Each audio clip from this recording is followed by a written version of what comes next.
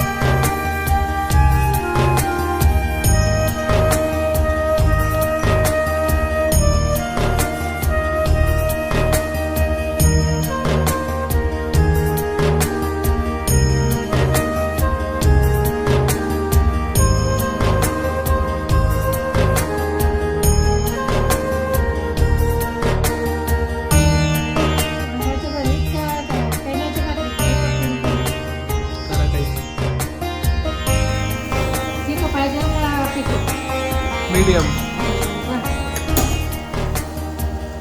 पहिले काय टाकले? कांदे, कांदे, मिरची, त्यानंतर अजून बाकी मसाले वगैरे आपले घरातले. आणि आता हे वांग्याचं आहे.